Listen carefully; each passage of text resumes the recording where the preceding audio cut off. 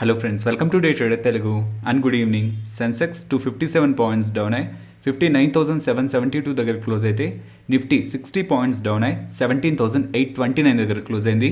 వెరాజ్ bank Nifty 536 points down అయ్యి 39,402 దగ్గర క్లోజ్ అయింది. ఇవాళ మార్కెట్లో ఒక సిగ్నిఫికెంట్ వోలటిలిటీ కనిపించింది, స్పెషల్లీ బ్యాంక్ నిఫ్టీలో. సో స్టార్టింగ్ ఒక పాయింట్ నుంచి బ్యాంక్ నిఫ్టీ నిఫ్టీలో కొంత స్లైడ్ అవుతూ వెళ్ళి డౌన్ సైడ్కి ఫాలో అవుతున్న మార్కెట్స్ నుంచి ఎస్బీఐ రిజల్ట్స్ వచ్చిన పాయింట్ ఆఫ్ టైంలో అగైన్ ఒక స్ట్రాంగ్ రికవరీ అండ్ అగైన్ అక్కడి నుంచి ఫాలో అయ్యి ఫైనలీ మార్కెట్స్ అయితే నెగిటివ్లో క్లోజ్ అయ్యాయి.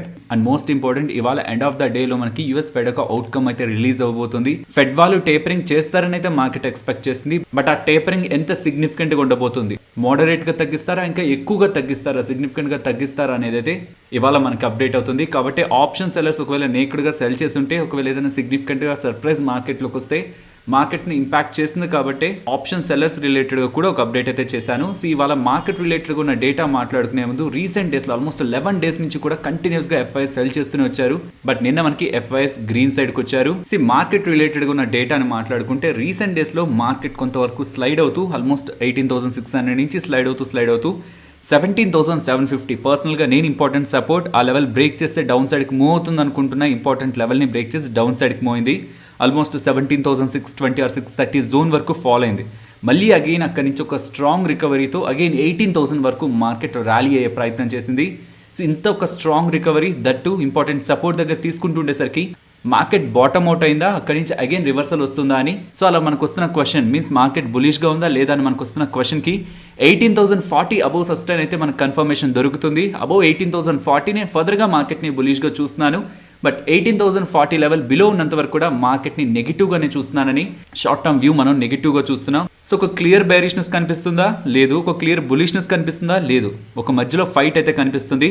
సో టాప్ సైడ్ చెప్తున్నాను 18,040 అబోవ్ వస్తే నేను స్ట్రాంగ్ బులిష్గా ఉంటాను, మార్కెట్ రిలేటెడ్గా పాజిటివ్గా ఉంటాను. ఒకవేళ డౌన్ సైడ్కి ఫాలో అవుతుంటే 17,750 లెవెలే పర్సనల్గా నేను గమనిస్తున్న లెవెల్, బట్ ఈ రీసెంట్ డేస్లో అది బ్రేక్ చేసిన తర్వాత కూడా అగైన్ టాప్ సైడ్కి వచ్చి మూవ్ అయ్యే ప్రయత్నం చేసింది. కాబట్టి ఈ రీసెంట్ డేస్లో ఫామ్ చేసిన లో 17,630. సో ఎయిదర్ డౌన్ సైడ్ ఆ లెవెల్ ఆ టాప్ సైడ్ ఈ లెవెల్ ఇది బ్రేక్ అవ్వనంత వరకు కూడా ఇన్ బిట్వీన్ ఒక రేంజ్ బౌండ్ మూవ్ నిఫ్టీలో ఉండడానికి పాసిబిలిటీ ఉంటుంది అనుకుంటున్నాను. అండ్ ఏ వీడియోలో కూడా మేము మార్కెట్ మా మాట వింటుంది, మేము ఎటు చెప్తే మార్కెట్ అటు మూవ్ అవుతుంది అనే ఒక క్లెయిమ్స్ ఎప్పుడు చేయలేదు. ఎప్పుడైనా ఇంపార్టెంట్ సపోర్ట్స్ దగ్గరికి వచ్చి అక్కడ సపోర్ట్స్ తీసుకుంటే మనం అనుకున్న లెవెల్స్ దగ్గర ఇలా జరిగింది, ఫర్దర్గా ఈ లెవెల్స్ని ఇంపార్టెంట్ లెవెల్స్గా మనం గమనించవచ్చు అని చెప్పాను తప్పితే మేము చెప్పే ప్రతి లెవెల్ ఇలానే జరుగుతుంది, మేము మార్కెట్ని డైరెక్ట్ చేస్తున్నాం అనేలా మాకు ఎప్పుడు వ్యూ లేదు. అండ్ ఇది బిగినర్స్కి చెప్తున్నాను, ఏది మీకు డిస్క్లోజ్ చేస్తున్నా అది పర్సనల్గా మా ఒపీనియన్, అది కంప్లీట్గా రాంగ్ అవడానికి కూడా పాసిబిలిటీ ఉంది. ఐఓసి వాళ్ళు నెక్స్ట్ 3 yearsలో 10,000 ఈవీ ఛార్జింగ్ స్టేషన్స్ని ఎస్టాబ్లిష్ చేస్తారని చెప్తున్నారు. ఇప్పటి వరకు మనకి టాటా పవర్ అండ్ ఇంకొంతమంది ప్లేయర్స్ దగ్గర నుంచే ఈవీ ఛార్జింగ్ ఇన్ఫ్రా రిలేటెడ్గా అప్డేట్స్ వస్తూ వచ్చాయి.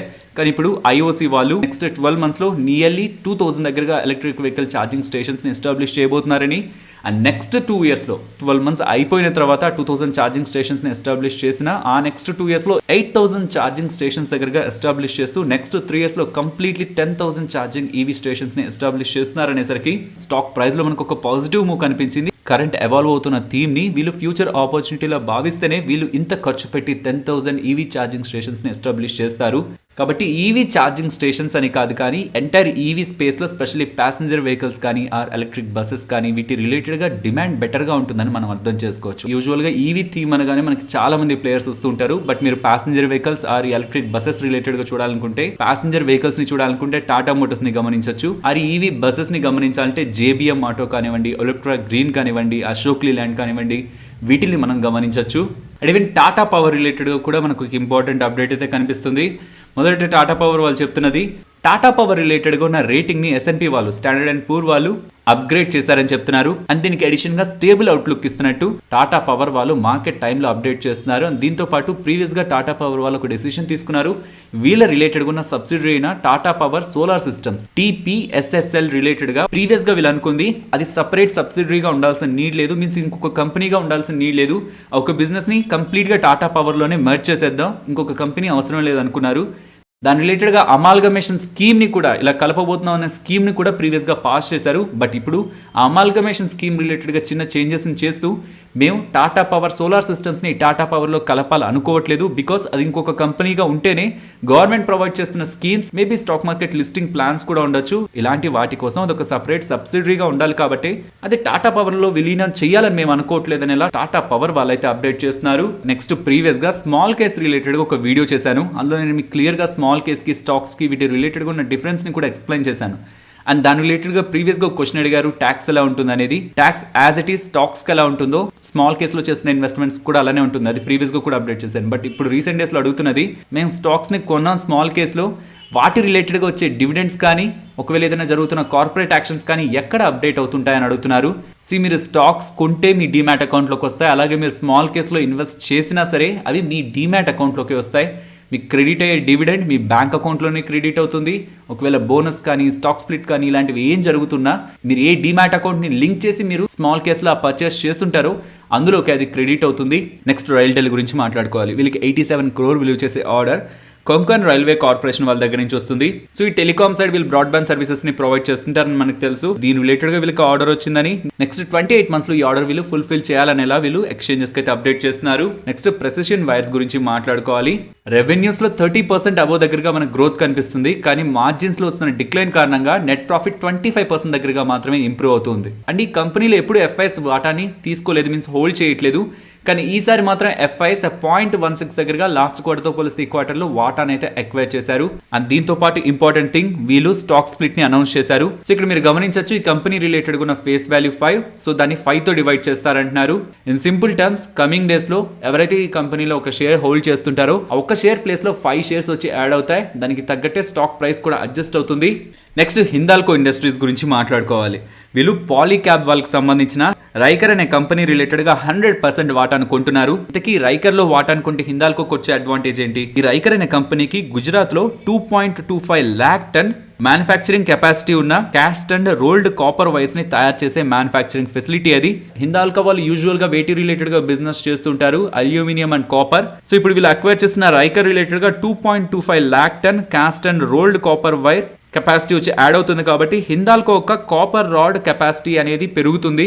సో ఇది ఫర్దర్గా వీళ్ళ కాపర్ సెగ్మెంట్కి సంబంధించిన రెవెన్యూను కూడా బూస్ట్ చేస్తుంది. కాబట్టి ఇవాళ ఈ అప్డేట్ తర్వాత స్టాక్లో మనకి పాజిటివ్ మూవ్ కనిపించింది. నెక్స్ట్ టాటా ఎలక్సీ గురించి మాట్లాడుకోవాలి. వీళ్ళు గ్రీన్ హిల్స్ సాఫ్ట్వేర్ వాళ్ళతో కొలాబరేట్ అయి డ్రైవర్ మానిటరింగ్ సిస్టమ్ ని డెవలప్ చేస్తున్నారని చెప్తున్నారు. డ్రైవర్ మానిటరింగ్ సిస్టమ్, ఒక డ్రైవర్ డ్రైవ్ చేస్తున్నప్పుడు తను ఎంత అలర్ట్ గా ఉన్నారు, మీన్స్ కొంత నీరసంగా కానీ నిద్రపోవడానికి ఏదైనా ప్రయత్నిస్తున్నారా, అలా చేసినట్లయితే క్యామ్ ద్వారా ఈ డ్రైవర్ మానిటరింగ్ సిస్టమ్ గమనించి డ్రైవర్ ని అలర్ట్ చేస్తుంది. సో యాక్సిడెంట్స్ అవ్వకుండా డ్రైవర్ యొక్క ఫేషియల్ యాక్టివిటీని గమనిస్తూ డ్రైవర్ సేఫ్టీ అండ్ వెహికల్ సేఫ్టీని చూస్తుంది. కాబట్టి ఈ కొత్తగా వస్తున్న వెహికల్స్ లో, స్పెషల్లీ కమర్షియల్ వెహికల్స్ లో దీన్ని ఇన్స్టాల్ చేస్తున్నారు. సో దీన్ని అప్గ్రేడ్ చేయడం కోసం టాటా ఎలక్సీ వాళ్ళు గ్రీన్ హిల్ సాఫ్ట్వేర్ వాళ్ళతో కొలాబరేట్ అవుతున్నారని ఇలా అప్డేట్ రావడం. అండ్ ఇలా వచ్చిన అప్డేట్ తో స్టాక్ నియర్లీ 1.8% దగ్గరగా పాజిటివ్ గా క్లోజ్ అయింది. అది రీసెంట్ డేస్ లో గమనిస్తున్నాం, ప్రిఫరెన్షియల్ అలాట్మెంట్ అంటున్నా, ఆర్ ఇతర రూట్స్ నుంచి మేము ఫండ్స్ ని రైజ్ చేయాలనుకుంటున్నాం, ఈవెన్ దాని రిలేటెడ్ గా థింక్ చేస్తున్నాం అని చెప్తున్నా. మోస్ట్లీ స్టాక్స్ పాజిటివ్ గానే మూవ్ అవుతున్నాయి. దీని రిలేటెడ్ గానీ యూఎఫ్ఓ మూవీస్ వాళ్ళు కూడా ఫండ్స్ ని రైజ్ చేయడం కోసం ప్రపోజల్ ని మేము ఎవాల్యుయేట్ చేస్తున్నాం, కన్సిడర్ చేయాలా లేదా అని ఎవాల్యుయేట్ చేస్తున్నాం అనేసరికి ఓపెనింగ్ నెగిటివ్ లో అయింది. బట్ అక్కడి నుంచి ర్యాలీ అవుతూ క్లోజింగ్ 6% దగ్గరగా కనిపిస్తుంది. చాలా కంపెనీస్ నెంబర్స్ ని పోస్ట్ చేశాయి. ఏ కంపెనీస్ మంచి నెంబర్స్ ని పోస్ట్ చేశాయని మార్నింగ్ మాట్లాడుకున్న దాంట్లో కొన్ని కంపెనీస్ గురించి మాట్లాడుకుందాం. Specially Pondy oxides. వీళ్ళు ప్రీవియస్ గా కూడా మంచి నెంబర్స్ పోస్ట్ చేశారు. ఈవెన్ అప్పుడు కూడా నాకు తెలిసి అప్పర్ సర్క్యూట్ లోనే క్లోజ్ అయింది. వీళ్ళ నెంబర్స్ ని గమనిస్తే లాస్ట్ క్వార్టరే వీళ్ళు బెటర్ నెంబర్స్ ని పోస్ట్ చేశారు. అలాంటిది ఆ క్వార్టర్ తో కంపేర్ చేస్తుంటేనే రెవెన్యూలో 64% దగ్గరగా జంప్ అండ్ నెట్ ప్రాఫిట్ 66% దగ్గరగా జంప్ అవుతుంది. Same operating profit margin maintain చేస్తున్నారు. ఓవరాల్ గా వీళ్ళు డెలివర్ చేస్తున్న ఇలాంటి స్ట్రాంగ్ నెంబర్స్ తో స్టాక్ ఇవాళ 20% అప్పర్ సర్క్యూట్ లో క్లోజ్ అయింది.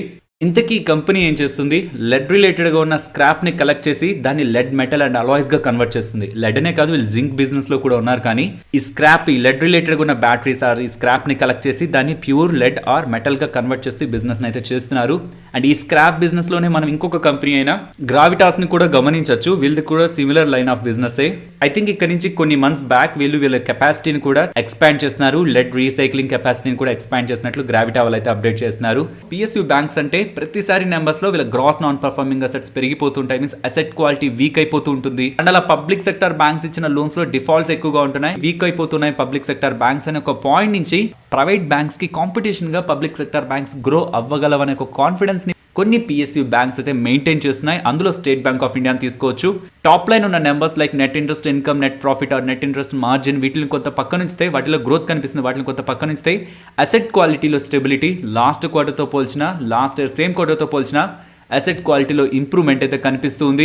అండ్ దీంతో పాటు స్లిప్పేజెస్ మీన్స్ కొత్తగా ఎన్ని loans gross non performing assets లోకి స్లిప్ అవుతున్నాయనే స్లిప్పేజెస్ కూడా సిగ్నిఫికెంట్ గా తగ్గుతున్నాయి. ఫర్దర్ గా కూడా అసెట్ క్వాలిటీ స్టేబుల్ గా మెయింటైన్ అవుతుందనే ఒక ఇండికేషన్ మనకి ఎస్బీఐ నెంబర్స్ లో కనిపిస్తుండడం. వీటన్నిటిని యాడ్ చేస్తుంటే ఓవరాల్ గా SBI numbers better than estimates అయితే ఉన్నాయి. అండ్ రేపు మనకి మార్కెట్ హాలిడే, కాకపోతే 1 అవర్ పాటు ట్రేడింగ్ జరగబోతుంది. అది ముహూర్త ట్రేడింగ్ అంటారు. దీపావళి సందర్భంగా ఈ ట్రేడింగ్ ని కండక్ట్ చేస్తారు. మనకి 9 to 9:15 ప్రీ మార్కెట్ ఉంటుంది కదా, అలానే ఇక్కడ కూడా 6 to 6:15 ప్రీ మార్కెట్ ఉంటుంది. 6:50 నుంచి రియల్ గా మనకి ట్రేడ్ చేసుకునే పోర్టల్ ఓపెన్ అవుతుంది అండ్ 7:15 కి అది క్లోజ్ అయిపోతుంది. So in the true sense 6:15 to 7:15 ఈ 1 అవర్ పాటు మనకి ట్రేడింగ్ యాక్సెస్ అయితే దొరుకుతుంది. అండ్ యూజువల్గా 1 అవర్ ట్రేడింగ్ సెషన్లో ఇన్స్టిట్యూషనల్ యాక్టివిటీ పెద్దగా ఉండదు కాబట్టి స్టాక్స్ కూడా అంత ఎక్కువగా చేంజ్ అవ్వవు, అన్లెస్ ఇవాళ వస్తున్న ఫెడ్ మీటింగ్ ఒక అవుట్కమ్ అంత డ్రాస్టిక్గా మార్కెట్ ఎక్స్పెక్ట్ చేయని విధంగా, అది పాజిటివ్గా కానీ నెగిటివ్గా కానీ అలాంటి స్ట్రాంగ్ వేరియేషన్తో ఉంటే తప్పించి ఇక్కడ మీరు గమనించవచ్చు 2009 నుంచి 2020 వరకు ఈ ముహూర్త ట్రేడింగ్ అప్పుడు సెన్సెక్స్ ఎంత పర్సెంట్ మూవ్ అయిందని in an average 0.2 to 0.5 in బిట్వీనే మీకు మూవ్ కనిపిస్తుంది. అండ్ అది దీపావళి సందర్భంగా జరిగే సెషన్ కాబట్టి మోస్ట్లీ ఒక స్టాక్ ని కొనడం, ఏదైనా ఒకటి పర్చేస్ చేస్తే మంచి జరుగుతుంది, నెక్స్ట్ ఇయర్లో మంచి జరుగుతుందని పాజిటివ్ వ్యూ ఉంటుంది. కాబట్టి చాలా సందర్భాల్లో మార్కెట్ పాజిటివ్గానే క్లోజ్ అయింది, కొన్ని సందర్భాల్లో మార్కెట్ నెగిటివ్గా కూడా క్లోజ్ అయింది. ఆ డేటా ఇప్పుడు మీకు స్క్రీన్ పైన కనిపిస్తూ ఉంటుంది. Nifty, bank Nifty support and resistance and option chain data Monday market ఓపెనింగ్కి ముందు నేను మీకు టెలిగ్రామ్లో అప్డేట్ చేస్తాను. ఫైనలీ ఇది ఫ్రెండ్స్ మన వీడియో నచ్చిందా? నచ్చితే వీడియోని లైక్ చేయండి ఫ్రెండ్స్. అండ్ ఈ వీడియో మన వాళ్ళకి యూజ్ అవుతుంది అనుకుంటే తప్పకుండా షేర్ చేయండి. అండ్ మన ఛానల్ని సబ్స్క్రైబ్ చేయనట్లయితే ఛానల్లో ఉన్న కంటెంట్ని గమనించండి. ఇఫ్ ఆ కంటెంట్ మీకు యూజ్ అవుతుంది అనుకుంటేనే ఛానల్ని సబ్స్క్రైబ్ చేసి పక్కనే ఉన్న బెల్ ఐకాన్ క్లిక్ చేయండి. మరొక ఇంట్రెస్టింగ్ వీడియోతో మళ్ళీ మీ ముందుకు వస్తాను. అంతవరకు టేక్ కేర్. జై హింద్.